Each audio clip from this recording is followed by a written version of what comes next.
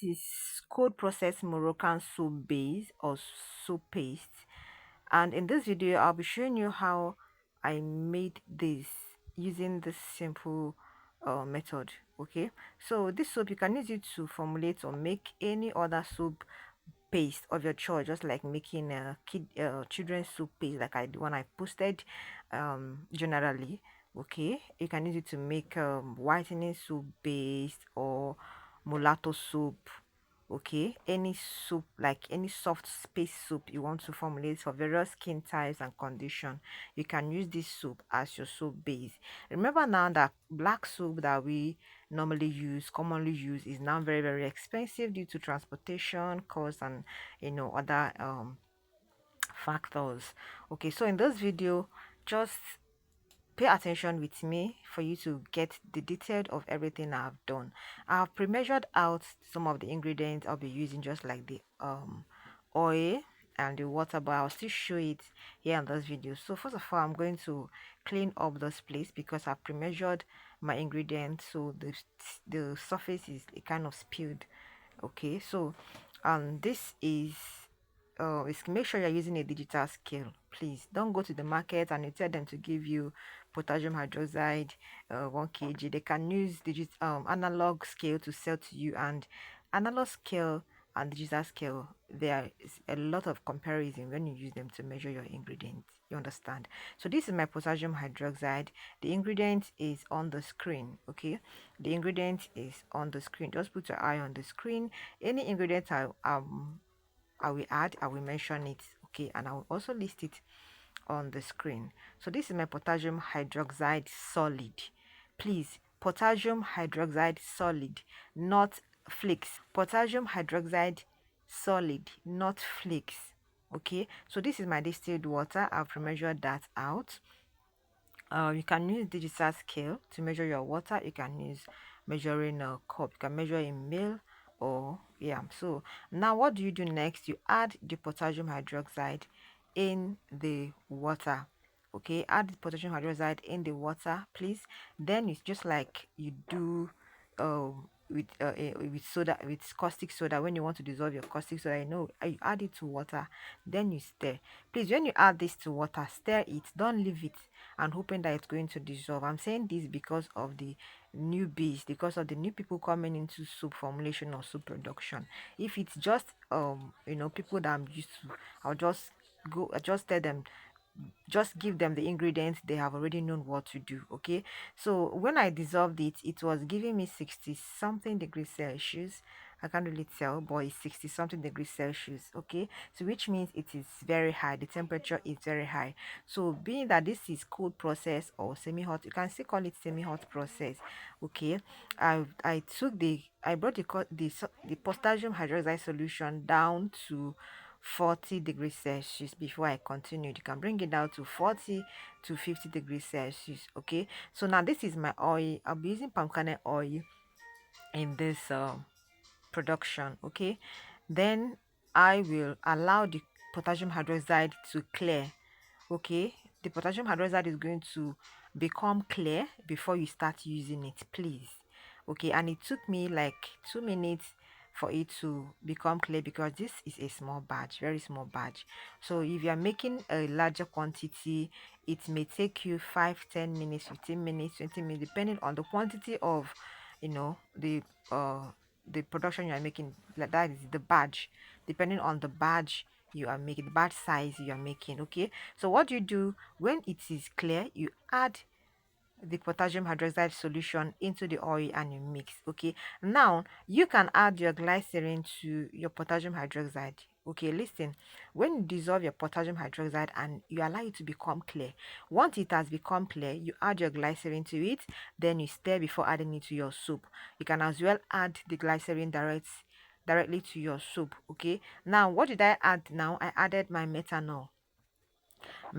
Some people can still use ethanol, some people can still use IPA, but methanol is the cheapest of these solvents. Okay, now I'm adding my glycerin. Now remember I said you can add your glycerin to your potassium hydroxide solution when it has become clear before you add it. Okay, or you can add it at this stage. Okay, now methanol is the cheapest of these solvents. Why are we using solvents? You know, a this soap, Moroccan soap base or soap paste, it's have this glossy like texture, okay, and it's solvents that will give it that shiny, like, you know, texture, like translucent, you understand, okay. But there are some type of oils that you will use, you're going to get that translucent without you adding solvent to it, okay. Like the other videos in this class that I made, like the hot process soap base I made, soap paste or paste soap that I made, I used potassium hydroxide, but I did not use methanol. I did not use any solvent. Yet it comes out clear, translucent. Okay, so methanol is the cheapest of them all. Okay, so what do you do after adding this? You keep turning it, you keep turning it. Okay, you turn it and you leave it, just like the way you do semi hot process. You add your oil and your caustic soda or your yeah, your soda solution, then you cover the bowl. But in this case, I did not cover the bowl. Okay, you can still cover the bowl if you wish to, but I did not cover the bowl. I just leave it. I'll keep stirring it, and it's once in a while I will come and stir and leave it. Okay, why are you stirring it continuously? For it to, you know, thicken up, for it to thicken up, for the solution, for the caustic soda and the, sorry, for the potassium hydroxide and the oil to saponify. Okay, for both of them to saponify. And when there is a saponification in like this kind of production, soap making production, when there is saponification, that means that the soap is ready, okay, to be used, or ready, yes, it's getting ready to be used. All right, so I'll keep mixing. Now, if you are into um skincare products production or skincare product sales or production, okay, you know that, and you make, let's say, soap paste, let's say black soap, okay, for various skin conditions. You discover that black soap is now very, very expensive. What I used to sell 1,100, I do sell now 1,400, okay. And before, as a last year, we used to sell this black soap for 800 naira. There was a time we sold for 500 naira, okay, but now it is 1,400. Now, depending on where you are, where you're buying, and, you know, yeah, where you buy, how you buy, that determines how much you will sell. So how much I bought my black soap determines me to be selling, determined me to be selling 1,400 naira. So I discovered that this particular soap is very, very cheap. It's cheaper than black soap. Okay, it's cheaper than black soap. So that is why, if you're into skincare formulation and you mainly make soap, paste soap, this class will be beneficial to you. Okay, so I keep mixing. I'll mix and, you know, leave it. I'll mix and leave it. Okay, but if you can keep mixing consistently, continuously, fine, it's okay. But okay, if you're making a large bar, it's not going to be that easy.